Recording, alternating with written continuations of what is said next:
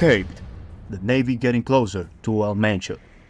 The Navy is moving heaven and earth to stop the CJNG and capture its top leader, Nemesio Oseguera Cervantes, better known as El Mencho. In recent weeks, clashes between the national security forces, including the Federal Army, National Guard, Navy, military police, and various law enforcement agencies in Mexican territory have joined forces to halt the operations of organized crime in the nation and thwart the advance of the Jalisco New Generation Cartel, which sought to penetrate Sinaloa in recent days. Fortunately, national forces managed to thwart this attempt by the cartel's forces, destroying the narco caravan, neutralizing cartel-affiliated headmen, and recovering vital information for future confrontations.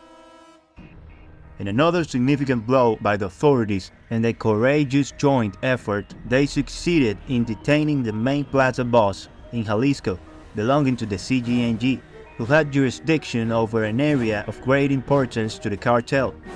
Indeed, the efforts of these brave heroes in the security forces are yielding results to the point of perhaps making Nemesio Oseguera Cervantes himself sweet, who until now had been nothing more than a ghost on the authorities' radar.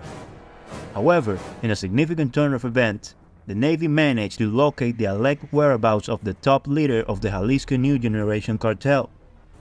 Stay tuned, because today I will tell you about the incredible operation carried out by the Navy in Jalisco to apprehend the feared cartel's top leader, Nemesio Oseguera Cervantes, alias El Mencho.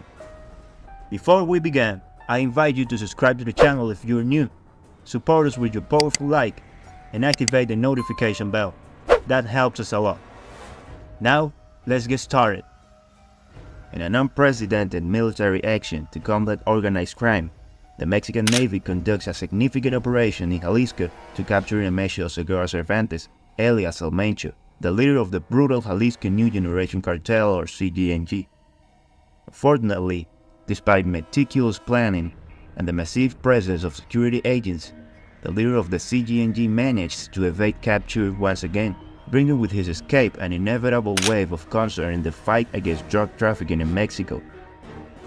This operation, carried out by the Mexican Navy, which deployed more than 50 units for its execution, was made possible through collaboration with other security agencies in the nation. The past successes of Mexican law enforcement gathered valuable intelligence indicating the alleged location of Nemesio Oseguera Cervantes in the area, triggering a rapid and frenetic response from the authorities. They deployed a quick contingent to establish a perimeter around the CJNG leader to prevent his escape. However, despite the swift response and implemented strategy, Nemesio Oseguera Cervantes managed to escape again, highlighting not only the danger, but also the complexity of operations against cartels in Mexico. Oseguera Cervantes alias El Mencho, known for his cunning and the intricate web of loyalties he has woven around him, has been a high-profile target for authorities. Despite being close to capturing him on several occasions, his ability to elude law enforcement only underscores the challenging and sometimes frustrating nature of the fight against organized crime in the country. The alleged escape of El Mencho also emphasizes the need to reinforce intelligence networks and coordination by security forces of the Aztec nation. Could it be possible that they became overconfident due to their recent victories against the cartel? Oseguera Cervantes is a ghost that, once you see him, it will be a long time before you have a similar opportunity, if ever. In a struggle where cartels are constantly adapting their tactics, the ability to predict and anticipate movements by criminal organizations becomes crucial and determinative for the success of operations. It is worth noting that the operations by nation security forces not only focus on capturing criminal leaders, but also on destroying their entire financial and logistical structure to prevent fragmentations and the emergence of new cartels. However, not everything was regrettable. Although Oseguera Cervantes' escape represents a tough blow to the security agencies' efforts, it is also true that significant information about the cartel's movements was recovered. This information may possibly favor future operations to weaken and destroy the cartel, not only in the region, but ultimately eradicated from the country. On the other hand, in recent days the Secretariat of National Defense and the Navy have hunted down several members of Mexico's most powerful criminal organizations, the Sinaloa Cartel and the Jalisco New Generation Cartel. Among them is odious Flores Silva, alias the Gardener, the only one who managed to escape in the recent operations carried out. The alleged 40-year-old criminal is one of the closest to the leader of the four-letter cartel, according to the DEA, which represents a priority target considering the limited number of cartel members who are trusted by Oseguera Cervantes. You see, in an operation carried out jointly by elements of the National Guard and the Navy, aimed at capturing high-profile targets for the Sinaloa Cartel and the Jalisco New Generation Cartel in Culiacan, the capture of alias Almini, Chief of Security for Los Chapitos, was achieved. However, alias the Gardener was not located in that area by the authorities. Instead, the capture of alias Almini Toy, an alleged financial operator for the CJNG, was successful. In all of this, you might be wondering, who is the Gardener? Why is he so important? Flores Silva, alias the Gardener, is presumed to be the successor of Oseguera Cervantes. Furthermore, reports from the Navy indicate that Flores Silva was sought due to his involvement as one of those responsible for the attack against Sedena elements in Teocaltiche, which resulted in the death of 3 soldiers. If you want to know more about this attack on military personnel, let me remind you that we have that video on our channel. Continuing with the topic, Flores Silva is closely aligned with the leader of the CJNG, Nemesio Oseguera Cervantes, alias El Mencho, who is believed to be the successor to Oseguera Cervantes in case of his demise. This is the reason why the DEA offers a reward of $5 million for information related to his capture and/or conviction. In addition to being identified as the Gardener, he is recognized under the aliases El Comandante, El Brado II, El Auri, and Matajefes.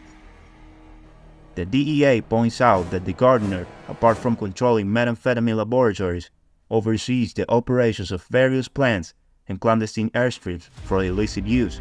He also controls tractor-trailers to transport cocaine from Central America to Mexico, as well as passenger vehicles to transfer various illicit narcotics from Mexico to CJNG distribution cells in the US, located in California, Texas, Illinois, Georgia, Washington, and Virginia.